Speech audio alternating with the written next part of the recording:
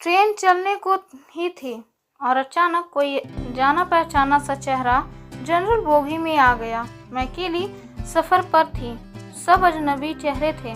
Sleeper का ticket नहीं मिला तो जनरल डिब्बे में ही बैठना पड़ा, मगर यहाँ ऐसी हालत में उस शख्स से मिलना ज़िंदगी के लिए एक संजीवनी के समान था। ज़िंदगी में कमबख्त कभी कभी अजीब सी मोड़ पर ले आती है, ऐसी हालातों से सामना करवा देती है जिसकी कल्पना तो क्या कभी ख्याल भी नहीं कर सकते। वो आया और मेरे पास ही खाली जगह पर बैठ गया, ना मेरी तरफ देखा न पहचानने की कोशिश की। कुछ इंच की दूरी बनाकर चुपचाप पास आकर बैठ गया। बाहर सावन की रिमझिम लगी थी, इस कारण वो कुछ भीग गया था। मैंने कनखियों से नज़र बचाकर उसे देखा। उम्र के इस मोड़ पर भी कमबख्त वैसा का वैसा ही था। हाँ, कुछ भारी हो गया था, मगर इतना ज़्यादा भी नहीं। फिर उसने जेब से चश्मा निकाला और मोबाइल में लग गया। चश्मा देखकर मुझे कुछ आश्चर्य हुआ। उम्र का यही एक निशान उस पर नजर आया था कि आंखों पर चश्मा चढ़ गया था। चेहरे पर और सर पे मैंने सफ़ेद बाल खोजने की कोशिश की, मगर मुझे नहीं दिखे। मैंने जल्दी से सर पर साड़ी का पल्लू डाल दिया। बालों की डाई किए काफ़ी दिन हो गए थे मुझे। ज़्यादा तो नहीं थे सफ़ेद बाल मेरे सर पे, मगर इतने ज़रूर थे कि गौर से देखो तो नज़र आ जाए।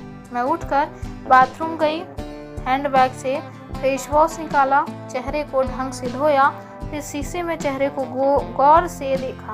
पसंद तो नहीं आया, मगर अजीब सा मुंह बनाकर मैंने शीशा वापस बैग में डाला और वापस अपनी जगह पर आ गई। मगर वो साहब तो खिड़की की तरफ से मेरा बैग सरकाकर खुद खिड़की के पास बैठ गए थे। मुझे पूरी तरह देखा भी नहीं, बस बिना देखे ही कहा, सॉरी, भाग कर चढ़ा तो पसीना आ गया था, थोड़ा सूख जाए फिर अपनी जगह बैठ जाऊंगा। फिर वह अपने मोबाइल में लग गया। मेरी इच्छा जानने की कोशिश भी नहीं की। उसकी यही बात हमेशा मुझे बुरी लगती थी, फिर भी ना जाने उसमें ऐसा क्या था कि आज तक मैंने उसे नहीं भुलाया। एक वो था कि 10 सालों में ही भूल गया। मैंने सोचा शायद अभी तक गौर नहीं किया, पहचान लेगा। थोड़ी मोटी हो गई हूँ, शायद इसलिए नहीं पहचाना। मैं उदास हो गई। जिस शख्स के जीवन में कभी भुला ही नहीं पाई, उसको मेरा चेहरा ही याद नहीं। माना कि ये औरतों और लड़कियों को तोड़ने की इसकी आदत नहीं, मगर पहचाने भी नहीं। शादीशुदा है, मैं भी शादीशुदा हूँ। जानती थी इसके साथ रहना मुश्किल है, मगर इसका मतलब यह तो नहीं कि अपने ख्यालों को, अपने सपनों को जीना छोड़ दूँ। एक तमन्ना थी कि कुछ पल खुल के उसके साथ गुजारूं। माहौल दोस्ताना ही हो, मगर हो तो सही। आज वही शख्स पास बैठा था जिससे स्कूल टाइम से मैंने दिल में बसा रखा था। सोशल मीडिया पर उसके सारे अकाउंट चोरी छुपे देखा करती थी। उसकी हर कविताएं, हर शायरी में खुद को खोजा करती थी। वह तो आज पहचान ही नहीं रहा है। माना कि हम लोगों में कभी प्यार की पिंगे नहीं चली, ना कभी इजहार हुआ। हाँ, वो हमेशा मेरी केयर करता था और मैं उसकी केयर करती थी। कॉलेज छूटा तो मेरी शादी हो गई और वो फौज में चला गया। फिर उसकी शादी हुई। जब भी गांव गई उसकी सारी खबर ले आती थी। बस ऐसे ही जिंदगी गुजर गई। आधे घंटे से ऊपर हो गया। वो आराम से खिड़की के पास बैठा मोबाइल में लगा था। देखना तो दूर, चेहरा भी ऊपर नहीं किया। मैं कभी मोबाइल में देखती, कभी उसकी तरफ। सोशल मीडिया पर उसके अकाउंट खोल कर देखे, तस्वीर मिलाई, वही था, पक्का वही, कोई शक नहीं था। वैसे ही हम महिलाएं पहचानने में कभी भी धोखा नहीं खा सकते।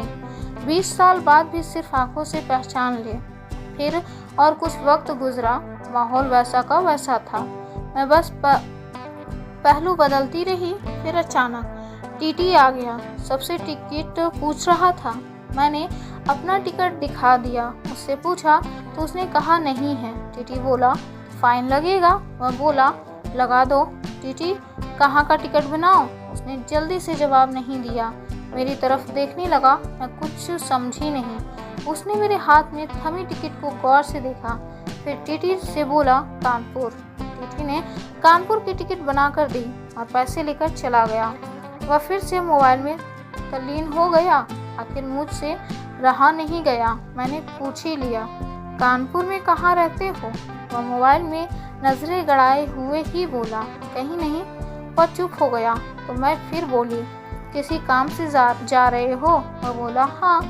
अब मैं चुप हो गई। वह अजनबी की तरह बात कर रहा था और अजनबी से कैसे पूछ लूँ किस काम से जा रहे हो? कुछ देर चुप रहने के बाद फिर मैंने पूछ ही लिया, वहाँ शायद आप नौकरी करते हो? उसने कहा नहीं। मैं फिर हिम्मत करके पूछा, तो किसी से मिलने जा रहे हो? वही समुचित उत्तर नहीं। आखिर जवाब सुनकर मेरी हिम्मत नहीं हुई कि और भी कुछ पूछूं। अजीब आदमी था, बिना काम सफ़र कर रहा था। मैं मुंह फेर कर अपने मोबाइल में लग गई। कुछ देर बाद खुद ही बोला, ये भी पूछ लो, क्यों जा रहे हो कानपुर? मेरे मुंह से जल्दी में निकला, बताओ क्यों जा रहे हो? फिर आप अपने ही उतावलेपन पर मुझे शर्म सी आ गई।